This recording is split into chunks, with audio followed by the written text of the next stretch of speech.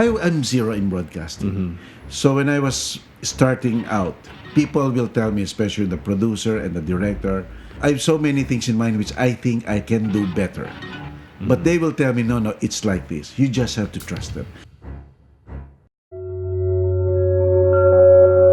Money, wealth, assets, opportunities even that you may lose. You must ask yourself if you love the people, because the only thing that can bind you to the people you serve is love. Ambition is not enough. I have discovered the power of kindness, and that has made me a radical optimist. That's why I stay away from politics and from religion.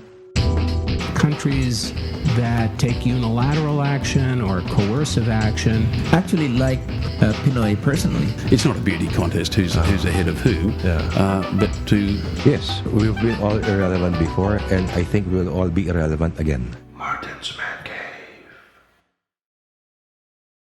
We are back. This is Martin's Mancave on Podcast.Ph. My name is Martin Andanar, and we are still with Atty Mel Sta Maria, the Dean of the Institute of Law of the Far Eastern University.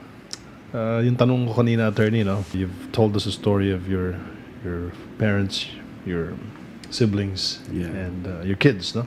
Right. How about your wife? Well, my wife is my best friend, my best critic.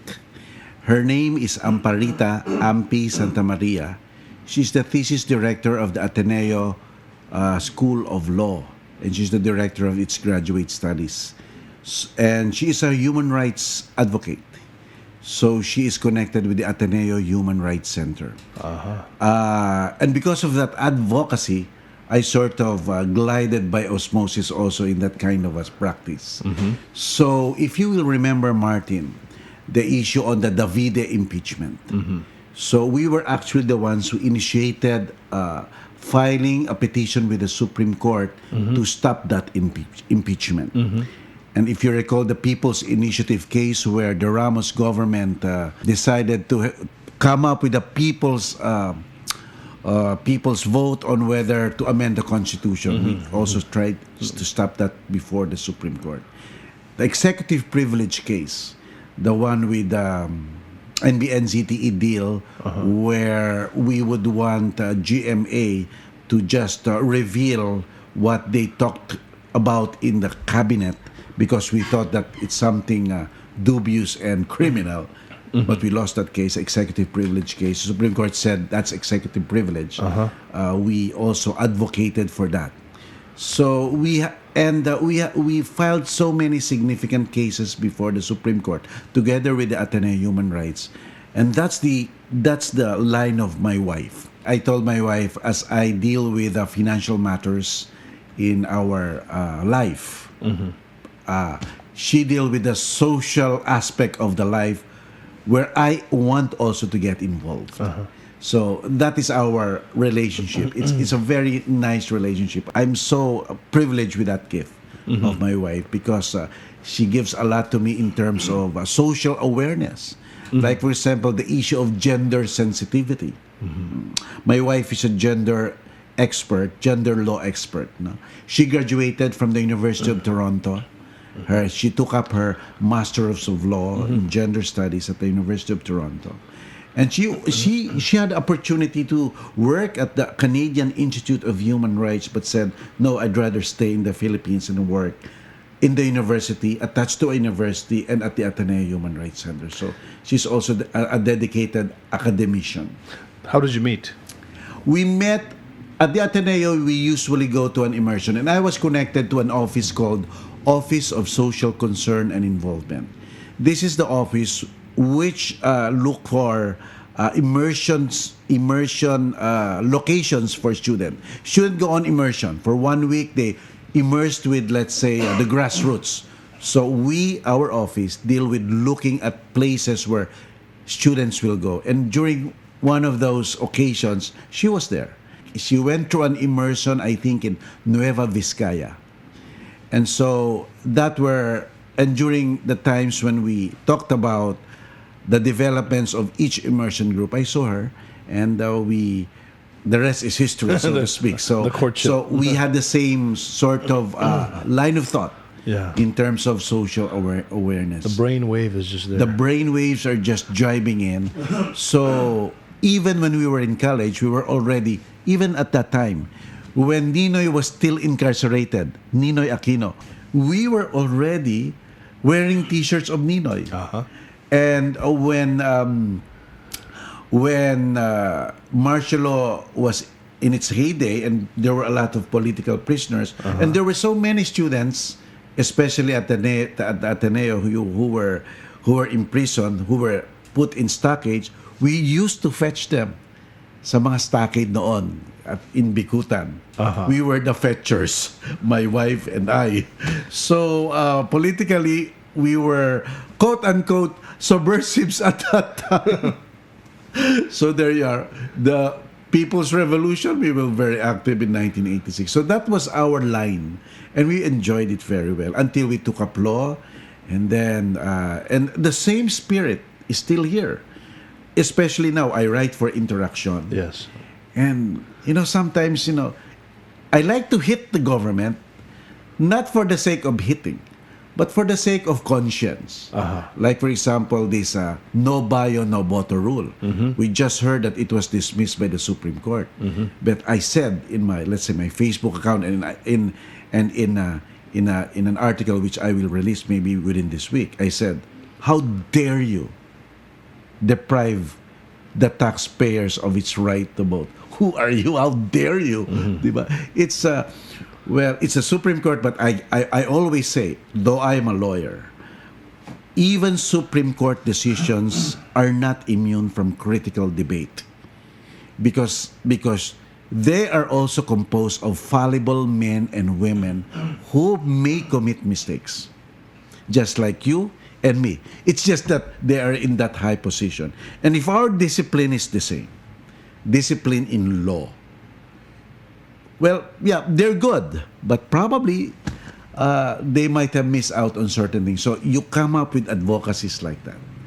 Even if it was already turned down, you could still continue to persuade people it was such a wrong decision. So, and I'm happy about that. And my wife is happy about that. And what else? Especially now during election time, I wrote an article saying, there is just no inspiring presidential candidate as of yet, as of the moment. And so let's look for their programs. What can they give us? So that it's such a nice thing to do, because in a sense you are challenging them that hey, you just have to pick up. There you are. So our relationship in terms of politics, in terms of world view, for example, just jibe. It's fascinating that you mentioned taxation, because when you go back to the history of the United States, when they had this war between the UK, the British, yes, and they said no taxation without representation. When you say, for example, how dare you take away the most treasured right of a citizen who pays your salary through the taxes we give the government, and deprive of this right on a simple none or failure to comply with biometrics. I've always thought, Martin, as I've told you before, advancement in technology must enhance progress, must enhance the exercise of rights, not stop them. So this is the reverse of what's happening now in biometrics. So it's a kind of advocacy which you give some ideas. It's a marketplace of ideas. Sometimes people would not want it. Sometimes you are in complete opposite, but you sell your point. And if people accept it, then that's good. You mentioned about highs and lows, and how you and your wife, you stuck it through. Right. What were the major lows of your life? I was attached to a law firm before. As usual, when you graduate, you apply to a law firm, and you have in a sense, some sense of security, because you lean on a law firm. You lean on an entity which gives you salary. But then it comes to a point you decide, I can do it on my own. And then you go into solo practice. And that is where our first challenge came in. Because when you go into solo practice as a lawyer, you start from the beginning. You look for clients. And so the expenses are just from your bank going out, not from clients coming in. So we had to persevere. It took me about 2-3 months to really stabilize my own law firm. And my wife was a government employee then. She was a lawyer with Justice Hugo Gutierrez. So in a sense, our salaries were meager. We were struggling, but we coped up. We stuck together. And until everything just came into place. And so we made it. Until we made certain investments of what we've done. That was our first low. Because financially, it was a financial low. Because we were really scratching for money. Not really literally scratching, but it was just enough. In short, after each month, it's almost a depleted zero in our bank account. So that's what everybody goes through that, right? Yes, that's young right. Couples. They go young couples, so you have to pay mortgages, installments. But, I guess that's part of life. But back then, when we were starting and getting into that new experience, it was really struggling how to learn to cope with it. So that was our first one. Well, at least abogado kayong dalawa. Yes. At least pareho kami abogado. Oo. Yeah. Iba pa rin yun. Kahit walang pera, basta may attorney na. Totoo yan. Kahit paano. And I've na-experience ko rin yung yung ang bayad sa'yo, yung mga isang basket na isda. Isda, hindi manok. Prutas. Prutas, isda, isang styrofoam na bangus. May ganun ako na. Well, what else can you do but to accept, di ba? I've experienced those things. You're very known in the family law area. Are you still as active as you were in lawyering now? Well, I am not actively practicing right now. But the substitute is great, which is mass communication. And when we talk about relasyon, for example, that 2-hour program where I give advice to family law questions and even labor law questions and even questions in land titles, it's such a different dimension. You talk on radio, and it's literally mass communication. People listening to you with similar problems, you solve. Unlike when you're face-to-face with one client, you solve his problem. But when you speak on radio, who knows how many problems you've solved? How many nationwide, right? Nationwide and maybe worldwide. So it's such a pleasure doing it. So how about the monetary consideration? Of course, if you practice it, and if you defend a client, then right, yes, then you make more money naturally, right, and so there's a lot of sacrifice in your end. But there comes a point in life where you say, look, what do you exchange for not practicing anymore? The exchange is your mental sanity, your health. You don't go to courts and every day is filled up with tension, preparing for pleadings, preparing clients, solving others people's problem, actively in court, and the tension, the pressure is just so high. So I said, that area of my life is finished. We may not earn so much income, but look at the kapalit. The kapalit is more peace of mind. This is your giving back. Yes, more time with family. And as they say, when one door closes, another door opens up. Yeah. And this is my other door, broadcasting. And it's a pleasure doing it. I like what I'm doing. It's not really that practice filled with pressure, diba? You just talk and you even solve problems also. But you still accept work? Consultations only. Oh, no, okay. I accept if it's an international arbitration thing. I do it also, because remember, I also had a book on obligation and contracts, texts and cases. So now, because contracts are can be between a foreign entity and two foreign entities doing business in the Philippines.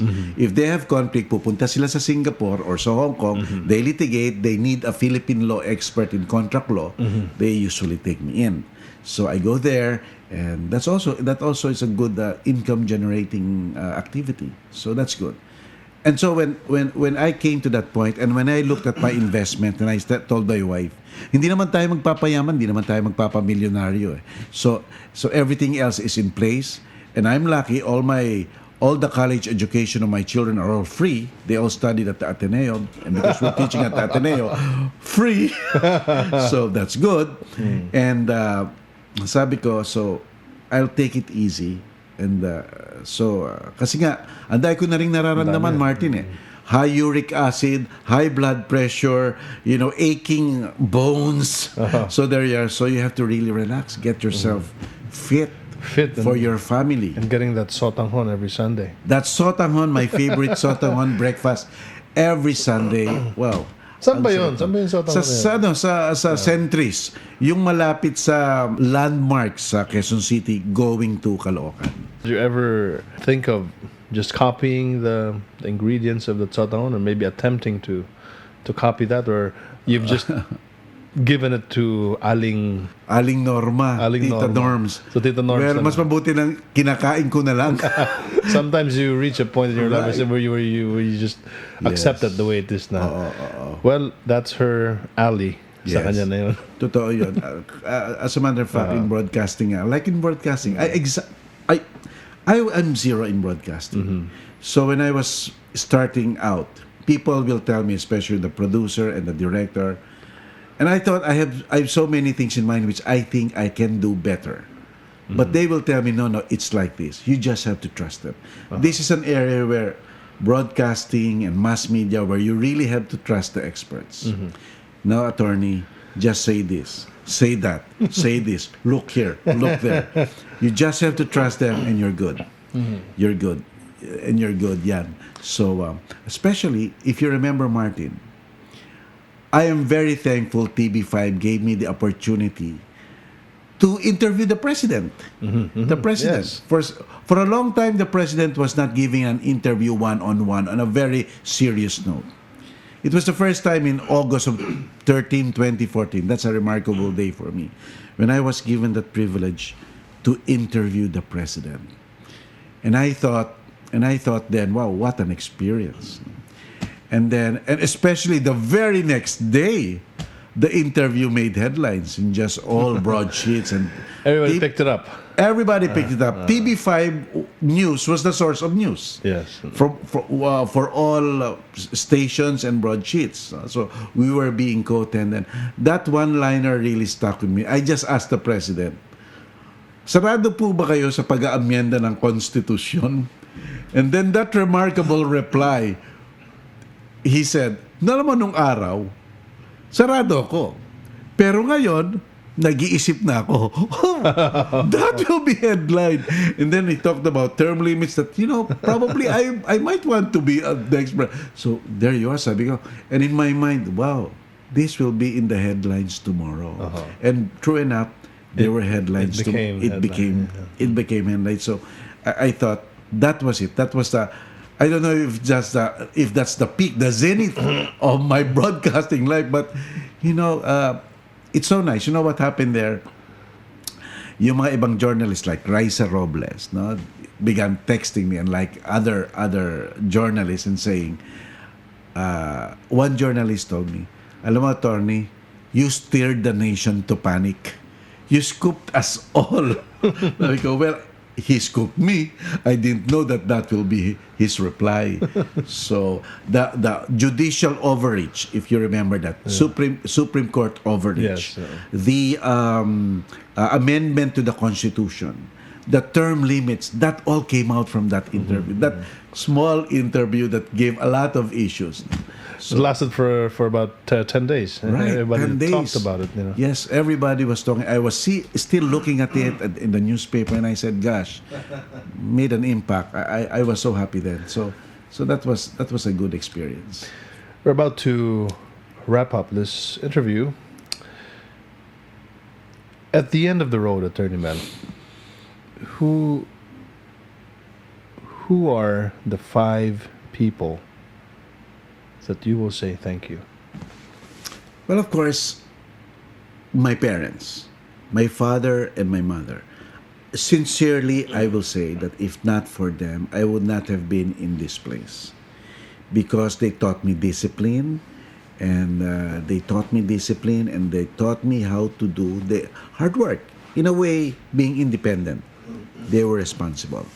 Because as you know, my father was always out of the country, and my mother was working. My mother was disciplining us alone, and yet I could see the relationship between husband and wife, father and mother, for all of us, and it created an impact in my mind. It still is impacting me right now. So I do what they did to my children. That's my father and my mother. Of course, my wife. You know, my wife, Amparita Santa Maria, Ampi, without any hesitation, I'd say she changed me a lot. She changed me a lot in terms of perspective. Normally, I was so impetuous and I was so presumptuous, but now, you get to deliberate things more and see, okay, before I speak, I bite my lips and say, okay, let's look around first and then make a judgment. She made me do that. And the next, of course, are the people around me. They are numberless. But and then my children also.